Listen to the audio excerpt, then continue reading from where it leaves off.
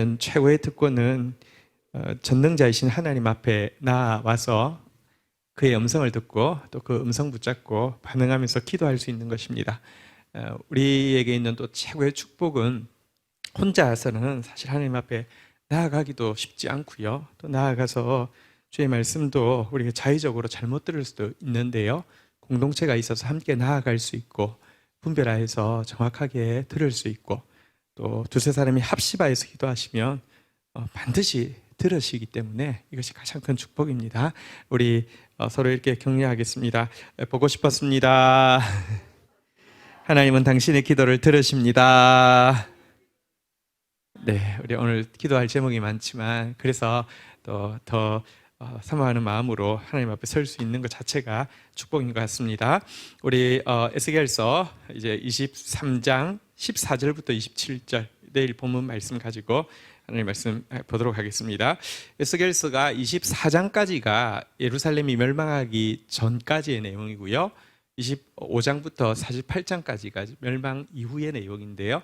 이번 GT는 24장까지 다루기 때문에 다 봤습니다.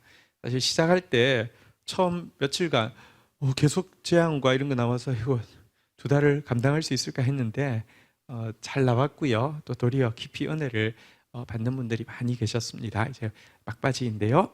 자, 우리 14절부터 16절까지 교독하고 시작하도록 하겠습니다. 제가 한 절 읽고 여러분 한 절 읽고 같이 읽겠습니다. 그가 음행을 더하였음은 붉은색으로 벽에 그린 사람의 형상 곧 갈대아 사람의 형상을 보았음이니 15절 읽겠습니다. 시작. 그 형상은 허리로 띠로 동이고 머리를 긴 수건으로 쌌으며 그 용모는 다 준수한 자 곧 그의 고향 갈대아 바벨론 사람 같은 것이라. 16절 읽겠습니다. 시작. 그가 보고 곧 사랑하게 되어 사절을 갈대아 그들에게 보내매. 자, 지금 이제 북이스라엘과 남유다를 한번 따라하겠습니다. 오홀리바, 오홀라. 이제 그 이름으로 하나님께서 부르시면서 그들의 죄에 대해서 마지막으로 이제 정리해서 비유하고 있는 내용입니다. 우리 오홀리바 죄송합니다. 네, 한번 다시 따르겠습니다. 오홀라, 오홀리바. 자, 이제 그 둘째인 유다의 범죄에 대해서 다루고 있는데요. 유다는 첫 번째 그가 음행했던 대상은 바로 그의 형인 이스라엘이 음행하다가 그에게 살해당하고 그에게 아주 수치를 당한 바로 그 대상인 아수르였습니다. 우리 한번 확인해 볼까요? 에스겔서 23장 12절 같이 한번 읽도록 하겠습니다. 같이 읽겠습니다. 시작. 그가 그의 이웃 아수르 사람을 연애하였나. 그들은 화려한 의복을 입은 고관과 감독이요 말 타는 자들과 준수한 청년이었느니라. 저 아수르가 자기 어쨌거나 뭐 좋아하던 싫어하는 형인데 형을 이렇게 연애하고 나니까 그 형을 학대하더니 살해하고 그 형의 자녀들을 다 이렇게 종으로 삼았다는 사실을 알면 조심할 것도 같고 아니면 복수해야지 그러면서 뭐 미워할 것도 같은데요. 소용없었습니다. 그 아수르와 그 형보다 더 연애에 빠졌습니다. 이유가 무엇이냐? 외적인 화려함과 외적인 준수함에 마음이 빼앗겼기 때문에 그렇습니다. 그가 원하는 게 화려함입니다. 그가 원하는 게 준수함입니다. 세상 기준이 자기 마음의 기준이었고요. 세상을 향한 동경이 가득 차 있었기 때문에 아수르의 매력에서 벗어날 수가 없었던 것입니다. 그런데요, 이 아수르 하나로 아수르를 연애하는 것으로 아수르에게 뭐 일편단심 민들레가 되고 그런 게 아니었습니다. 금방 그의 음행의 대상이 이제 바뀌었죠. 그 바뀐 대상이 오늘 14절부터 나오는 바벨론입니다. 여러분, 진정한 사랑은 대체될 수 없습니다. 하나님이 우리를 사랑하지 않으면 하실 일이 아무것도 없습니다. 왜냐고 하면 우리를 향한 하나님의 사랑은 irreplaceable, 그러니까 대체될 수가 없습니다. 그런데 거짓 사랑은요, 언제나 대용품을 만듭니다. 그 사람을 사랑한 게 아닙니다. 사랑하는 자기 감정을 사랑한 것이지 언제든지 바꿀 수 있습니다. 이스라엘 역시 사실은 아수르에게 어떤 절대적인 사랑을 하는 게 아니었거든요. 그래서 대상을 바꾼 것이 바로 바벨론이었는데요. 바벨론과 음행에 어떻게 빠지게 됐는지 과정을 한번 보면 14절에 보니까요. 그가 음행을 더하였는데요. 이제 아수르가 아니라 이제 또 다른 대상을 찾았는데 어떻게 찾게 되었느냐? 붉은색으로 벽에 그린 사람의 형상, 곧 갈대아 사람의 형상을 보았으니 못 보고 이런 또 새로운 이 대체할 대상을 찾았냐고 하며 벽에 그려져 있는 아수르 그 바벨론 사람, 갈대아 사람의 그림 보고 뿅 간 겁니다. 옛날에는 사실은 무슨 이렇게 동영상이 있는 것도 아니고 그러니까요. 그림을 봤는데 바벨론 사람 형상을 그린 그림 하나 보고는 그냥 뻑 간 겁니다. 왜 그렇습니까? 자, 그림에 나오는 그 사람들 모습을 한번 볼까요? 15절에 보니까요. 그 형상은 허리를 띠로 동이고 이렇게 허리가 날씬했나 봐요. 긴 수건을 쌌으며 아주 터번이 아주 멋졌나 봐요. 용모는 다 준수한 자 같고 그의 고향 갈대아 바벨론 사람 같은 것이라. 여기 그의 고향이라고 되어 있는데 엄밀하게 생각하면 이스라엘의 고향은 갈대아잖아요, 그죠? 아브라함이 거기서 나왔잖아요, 그죠? 딱 봤는데 너무 준수해. 그리고 뭔가 끌려. 이 핏줄 핏줄인가 봐. 이게 뭐가 딱 볼 때 피부친가 봐. 이 막 확 끌렸다. 이렇게 돼 있는 것입니다. 그림 하나 보고 벽화 하나 보고 뿅 갔다. 이렇게 되어 있습니다. 여러분 사실은요, 정말 눈이 굉장히 중요합니다.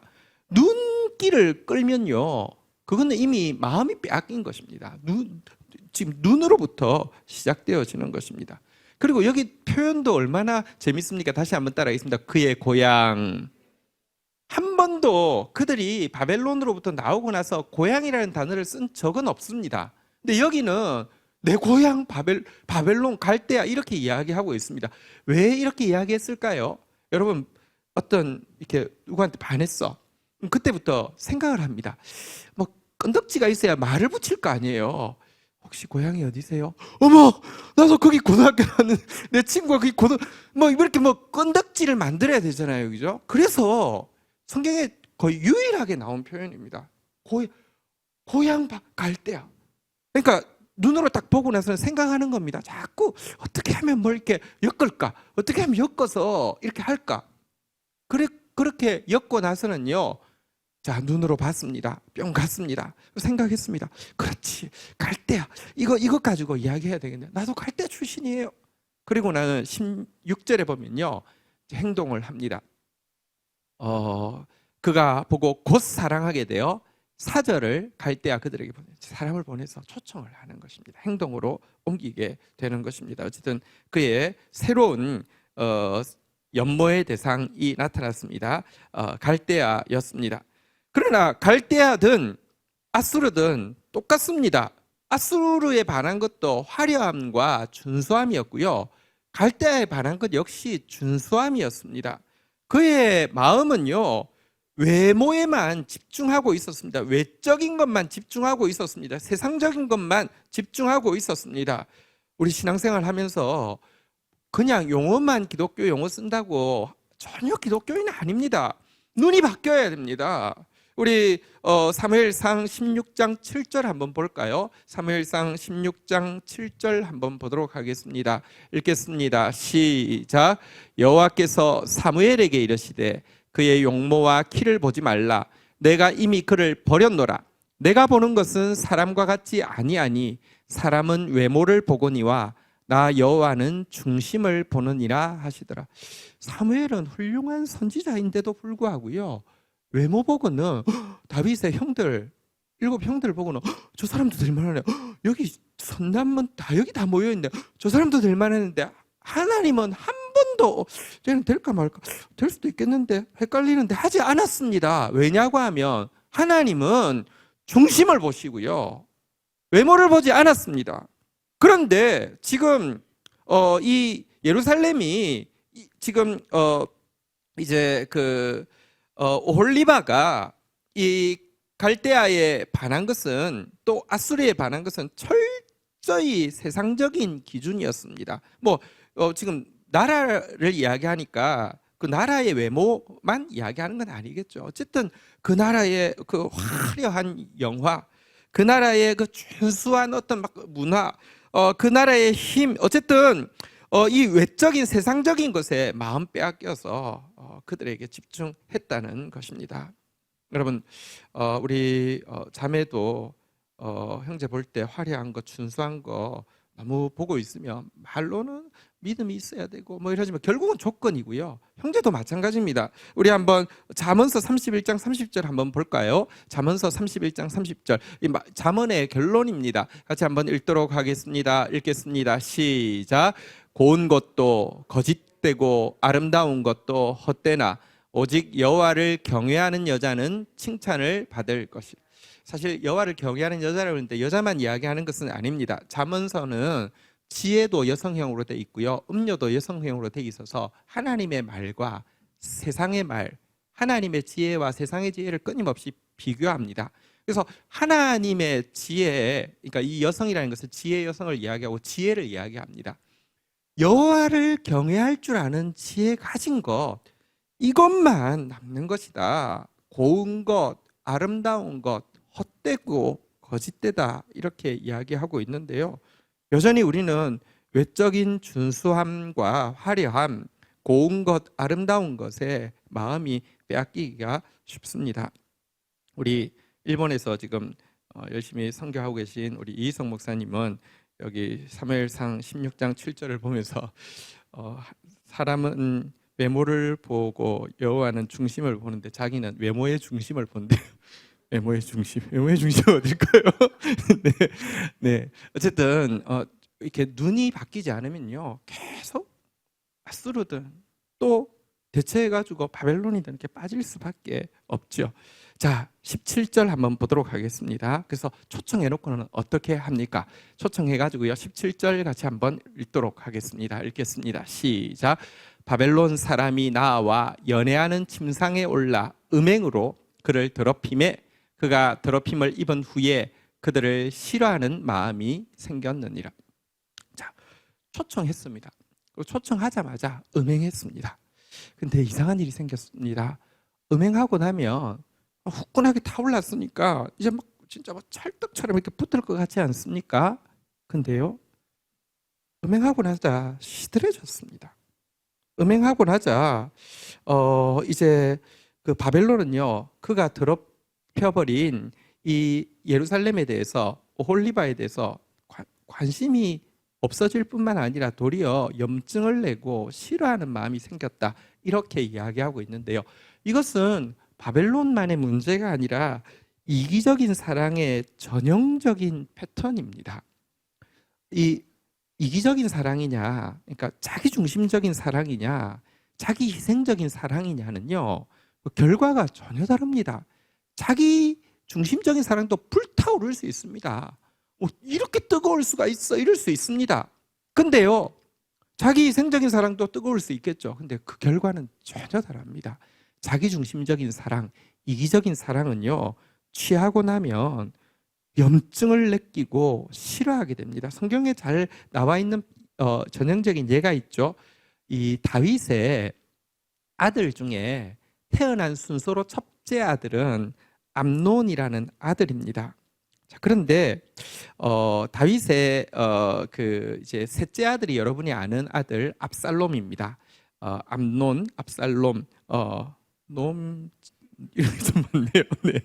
자, 그런데 이 압살롬의 여동생, 그러니까 친여동생, 그러니까 암논 입장에서는 이복 누이가 다말이라는 누이가 있었습니다.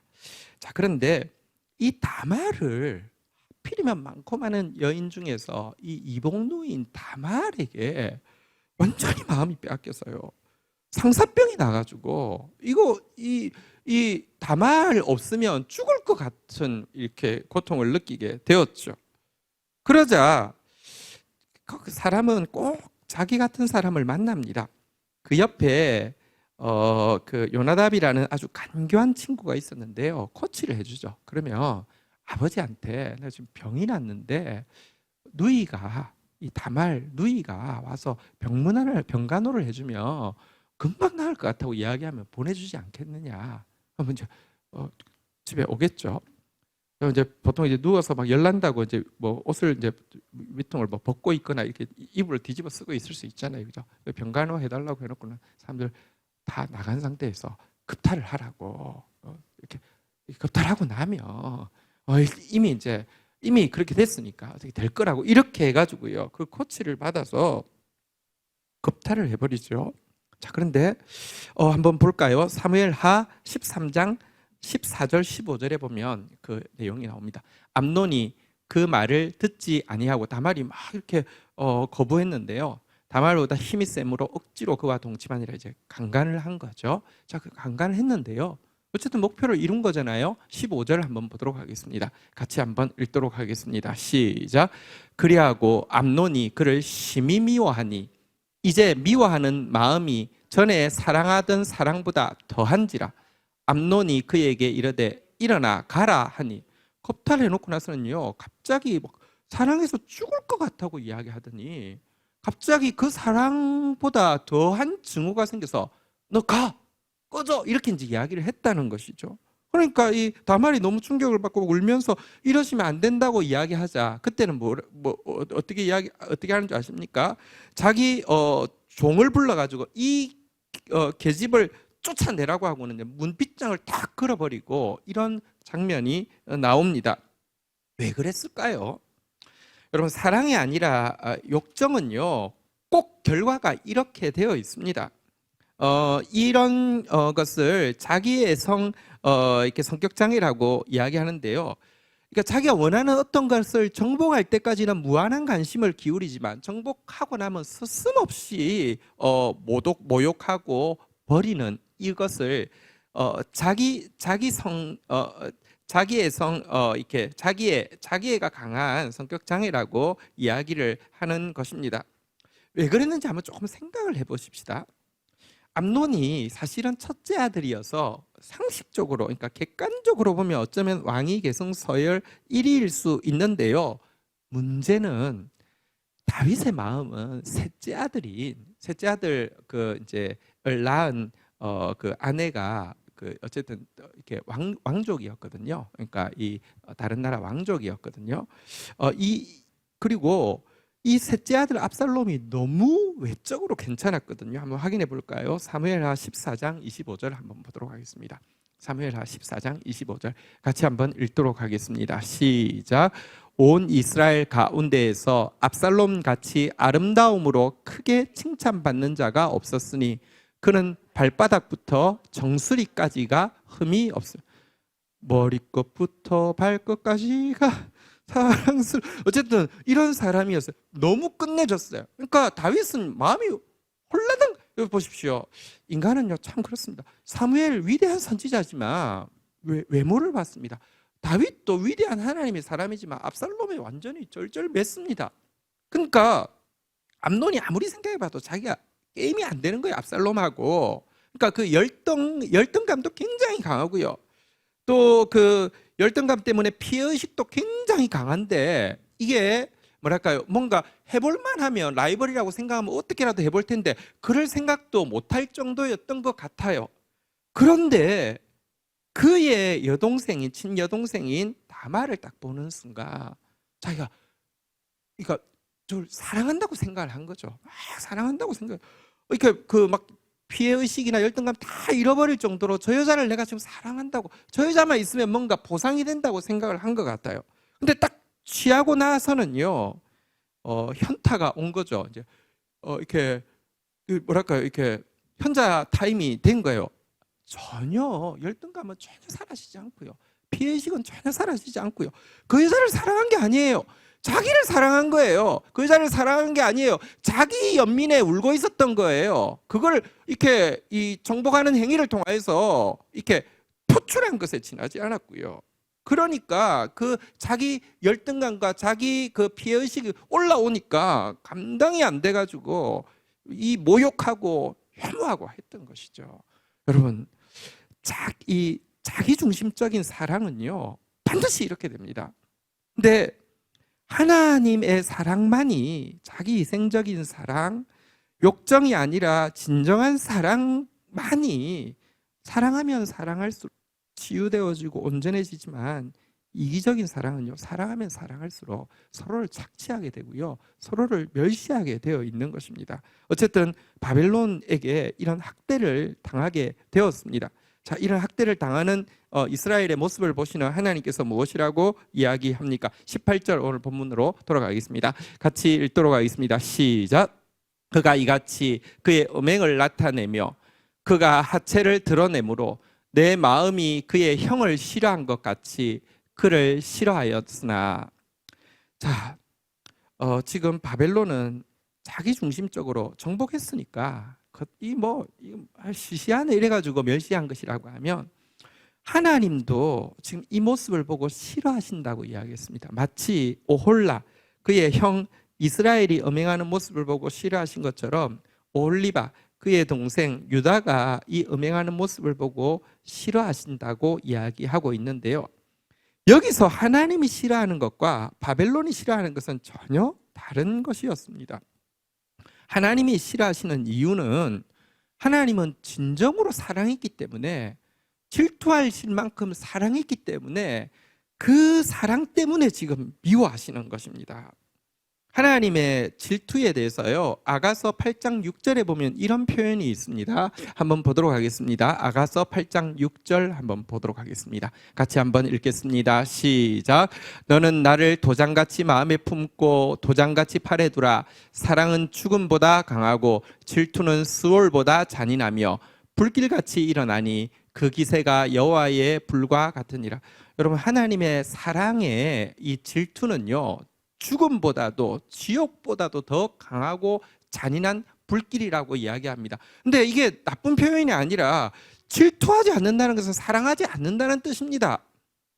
여러분, 대체할 수 있다는 것은 절대적이지 않다는 말과 동의어입니다.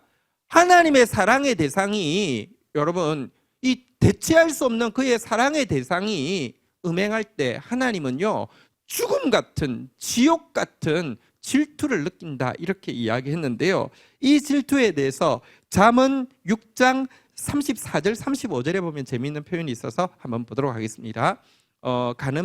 간통하는 아내에 대해서 이런 표현이 나와 있습니다.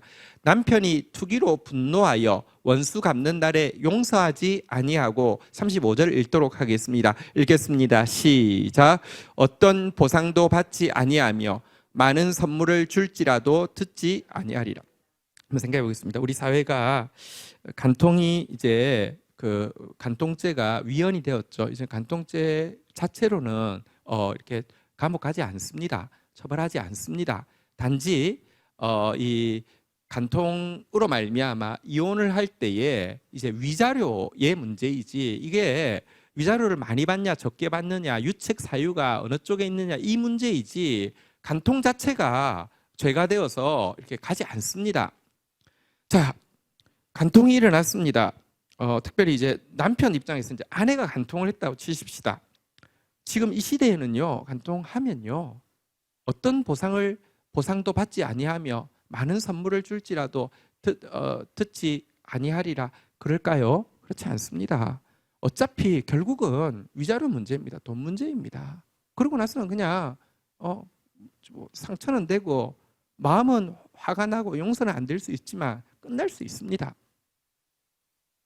잠언에 나오는 이 남편 절대 용서하지 않고 절대 보상이나 무슨 그 합의금으로 해결되어지지 않는다고 한 남편은 세상 남편을 이야기하는 것이 아니라 하나님을 이야기합니다. 하나님은 절대 이 위자료로 어떤 보상금으로 우리를 포기할 수 없는 분이십니다. 그래서 지금 이 음행하는 모습 보고는 하나님 마음이 너무 분노에 가득 차 있는 것입니다.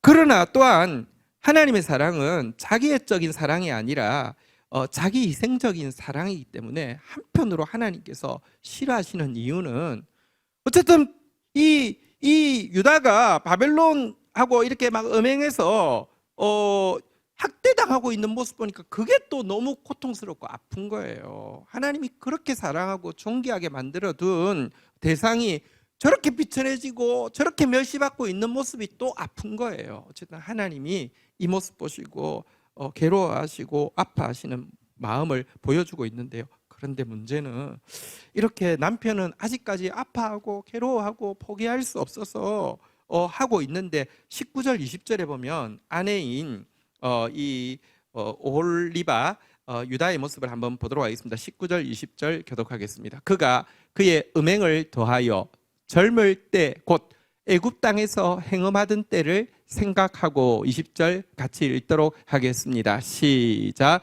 그의 하체는 나귀 같고 그의 정수는 말 같은 음란한 간부를 사랑하였도다. 자, 이게 무슨 말이냐고 하면 사실 이 여자 오홀리바 유다는 아까는 이렇게 음행한 첫 대상이 아수르라고 했는데요. 우리 성경 보면 알겠지만 솔직히 아수르 앞에 아직까지 미성년일 때 이미 애굽과도 관계를 가진 적이 있었죠. 그리고 이제 아수르, 그다음에 이제 바벨론이 되었는데요. 바벨론에 빠져 있을 때 바벨론과 이렇게 음행할 때 19절에 보니까요. 그가 그의 음행을 더하여 젊을 때 곧 애굽 땅에서 행함하던 때를 생각하고 이 음행하면서 무슨 느낌이 드냐고 하면 젊었을 때 애굽 사람하고 했던 그 음행, 이 음행이 추억처럼 소록소록 되살아나 가지고 야, 이 남자 옛날에 그 이집트 남자하고 거의 비슷한 것 같아. 이렇게 하고 있다는 것입니다. 이게 뭐랄까요? 하나님이 지금 아파하고 있는데 그는 막 이걸 막 즐기되 과거에 그 애굽 땅에서 그 뭐랄까 그 철없을 때 막 그 불장난하던 그 모습을 생각하면서 더 짜릿짜릿해가지고 더 바벨론의 매력에 19절에 보니까 바벨론 뭐 이렇게 20절에 보니까요 바벨론 사람 뭐 나귀 같아 뭐 음란한 그러니까 그 이제 그 뭐 말 같아 그다음에 음란한 뭐 이게 간부 이렇게 그 이제 남자처럼 이렇게 이렇게 하면서 뭐 흥분해가지고 지금 이러고 있는 모습을 보게 됩니다. 하나님은 지금 아파서 울고 있고 그냥 이 유다는 이 막 흥분해가지고요. 그것도 사실은 또 지금 바벨론 보면서 사실은 이집트를 지금 생각하고 이러고 있는 것입니다. 하나님은 지금 이 순간에도 자 한번 볼까요?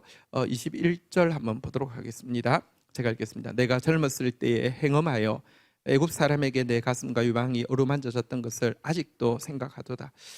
하나님은 아직도 그가 사랑한 오홀리바가 어릴 때에 애굽 사람하고 놀아난 이 일에 대한 상처가 아물지 않아 있는데요. 거기에 아수르, 거기에 바벨론을 하는 식으로 상대를 계속 바꾸어가면서 음행하고 있는데요.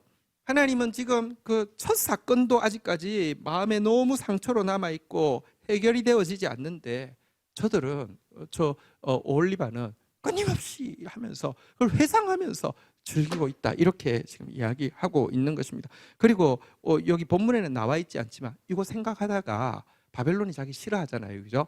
그래서 어떻게 합니까? 다시 이집트를 찾게 되죠. 다시 이집트와 또 사랑에 빠지게 되죠. 역사적으로 이제 그렇게 됩니다.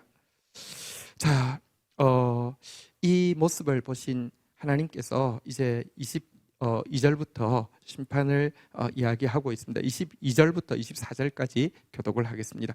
그러므로 오홀리바야 주 여호와께서 이같이 말씀하셨느니라 나는 내가 사랑하다가 싫어하던 자들을 충동하여 그들이 사방에서 와서 너를 치게 하리니 23절 읽도록 하겠습니다. 읽겠습니다. 시작.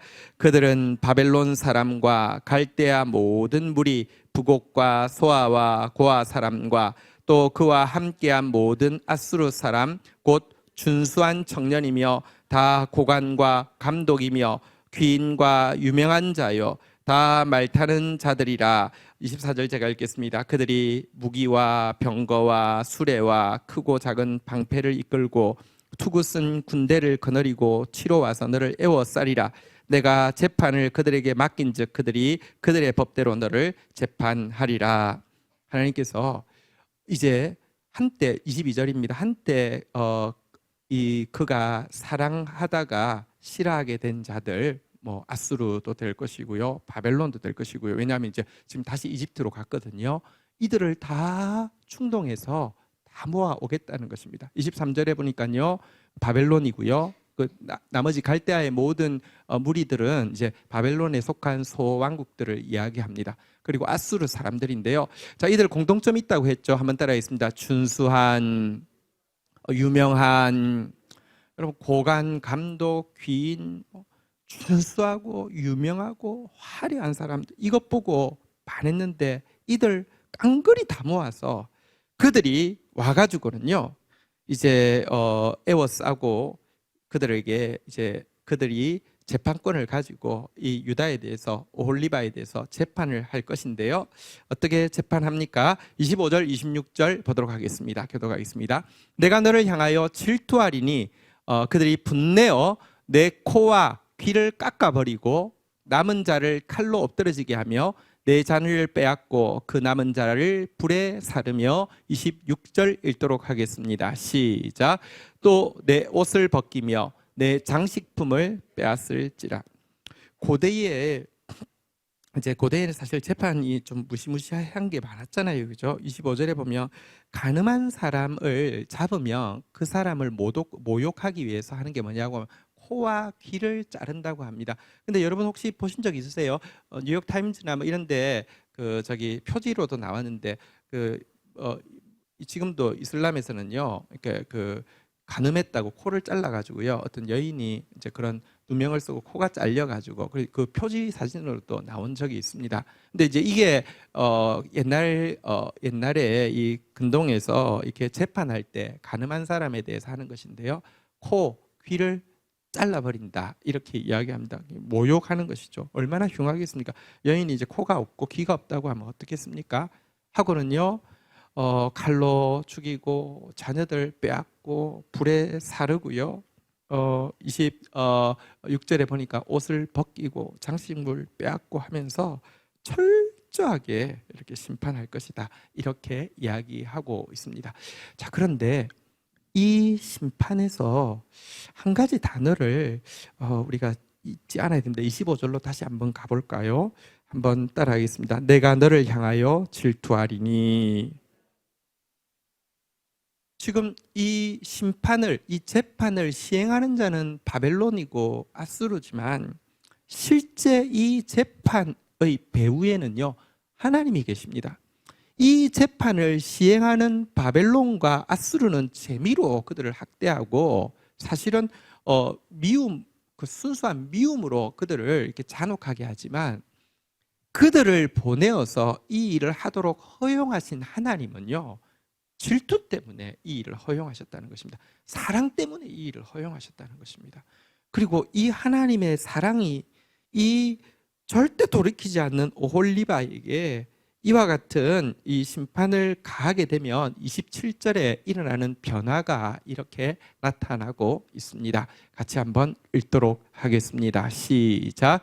이와 같이 내가 내 음란과 애굽 땅에서부터 행음하던 것을 그치게 하여 너로 그들을 향하여 눈을 들지도 못하게 하며 다시는 애굽을 기억하지도 못하게 하리라. 잔혹하지만 이거 외에는 방법이 없어서 허용하셨는데 그 근저에는 하나님의 질투할 만큼 사랑하시는 사랑, 위자료로 안 된다니까요. 이것은 왜냐고 하면 우리는 대체될 수 있는 존재가 아니니까요. 돈 받고 뭐 새로운 사랑을 뭐 찾아 안 된다니까요, 하나님께는요. 그래서 질투 때문에 하시는 것이라는 것입니다. 그리고 하나님의 질투는요, 결국 이깁니다. 한번 따라하겠습니다. 행음하던 것을 그치게 하여. 하나님께서 그치게 하신다고 약속합니다. 한번 따라하겠습니다. 눈을 들지도 못하게 하며. 아까 우리 봤죠? 바벨론 남자들 그려놓은 그 벽 보고 그냥 뼈 뿅 가가지고 우리 눈이요. 어쨌든 눈이 뭐에 딱 빼앗기면요, 세상에 빼앗기면 방법이 없습니다. 그런데요, 하나님 우리를 만지고 나면요, 다시는 그들을 향해서 눈을 들지 못하게 합니다. 또 한번 따라하겠습니다. 기억하지도 못하게 하리라. 아까 나왔던 단어이죠. 한번 볼까요? 19절에 보니까 애굽을 기억하는 게 무엇입니까? 그가 그의 음행을 더하여 젊을 때 곧 애굽 땅에서 행음하던 때를 생각하고, 지금 바벨론하고 음행하고 있으면서도요, 머리로는요 애굽 땅에서 행음하던 때를 막 회상합니다. 그때 좋았지, 그때 짜릿했는데 지금 그 느낌인데, 이러고 있다는 것입니다. 우리 기억이 굉장히 중요합니다. 죄의 기억은요, 이거 없어지지 않습니다. 그런데 하나님께서 이 죽음보다 강한, 지옥보다 뜨거운 당신의 질투로 이 같은 심판을 행하고 나면은, 우리 27절 다시 한번 볼까요? 다시 한번 따라하겠습니다. 행음하던 것을 그치게 하며 그들을 향하여 눈을 들지도 못하게 하며 다시는 애굽을 기억하지도 못하게 하리라.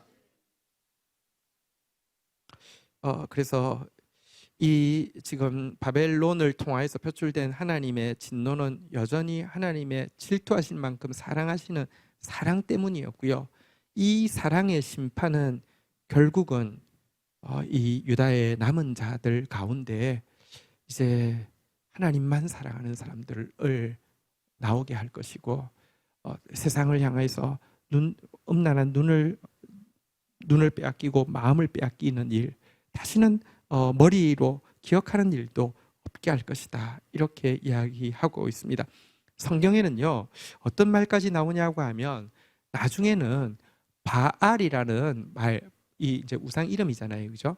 근데 바알이라는 단어 자체가 없어질 것이다, 이렇게 이야기하고 있습니다. 기억을 도저히 못하게, 아예 그날이 되면 바알이라는 단어 자체가 없어질 것이다, 이렇게 성경은 이야기하고 있는데요. 여기서 우리는 하나님의 사랑을 다시 한번 보게 됩니다. 오늘 이 사랑으로 하나님 우리를 부르십니다.